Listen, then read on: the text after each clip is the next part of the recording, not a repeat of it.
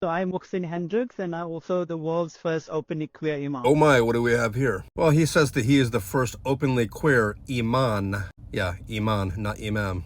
Let's look at this from an Islamic perspective without being rude or traveling outside the parameters of what TikTok says that we can and cannot say. Here we go. Okay, so he says he is openly queer. Fine, you can do whatever you want. Now, if you're an Imam, you would know the story of Lut, right? Right. This is found in both traditions of the Bible and in the Quran. And in the Bible and the Quran, these people of Lot or Lut are both destroyed for doing what he's talking about, right? So I guess my first question would be, does God destroy people that are obedient and doing good? Certainly not. So as an Imam, heavy quotations there. Okay, so as an Imam, we are expecting that you will stand up on Friday to give the khutbah and to speak out against the actions of the people of Lut, right? But I don't know how you will do that when you say that you are the first openly queer Imam, which leads me to my next question. Okay, so if we have established the actions of Lut or Lot as sinful, because,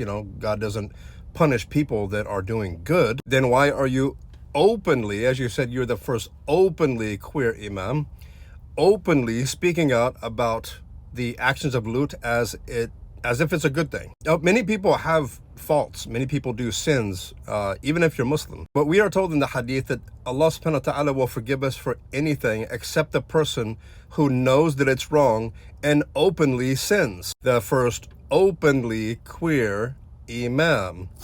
Imam. You do see the contradiction, right? I hope so. Listen, is there Muslims that are gay and queer, if there's any difference between those two words? Yeah, sure. I know one personally back in the day. Basically, he was struggling with his desire. He's like, I understand that, I am who I am and I'm attracted who I'm attracted to. But, I'm very much trying to fight the urge of the sin of actually going through it. And, I respect that because he's fighting it. He's trying to align with the Quran and Sunnah. He's trying to fight something that he knows that in his own religion's book, in the Quran, it is sinful. It not only is it sinful, it's a major sin. Okay, so let's get to the point. Here's my main problem. You're trying to normalize something that is not normal in the book that you preach out of. Let's reason through this just like this. Let's talk about a couple of sins that are listed in the Quran. Fornication before marriage is one of them. Drinking intoxicants, that's one of them. So how would it go down if I stood up and I said, I am the world's first Imam that will stand up and give the khutbah while drinking intoxicants? That I'm the first openly fornicating Imam that sleeps with hundreds of women. I mean, honestly, how does that go down? How do we say that we are an Imam and we're calling to good when we're doing things that are not good and against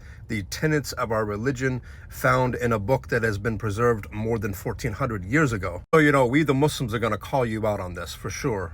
Every single time. You can do what you do, you can say what you say, but not without us, the Muslims, saying and sticking up for our religion and the basic tenets of our religion that is found in the book that has been preserved. We will not let you go on this. I bet a lot of people are wondering the same thing I'm wondering.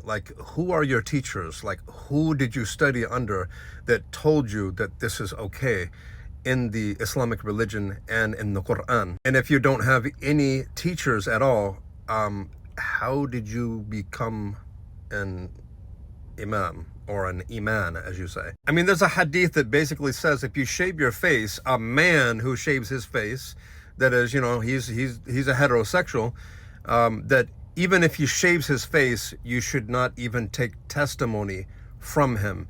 What if you're... Yeah, and we are also told in the hadith for the men not to imitate the women or the women to imitate the men. It's pretty clear. Anyways, stop playing with the religion. Learn your religion. Assalamu alaikum wa rahmatullahi wa barakatuh.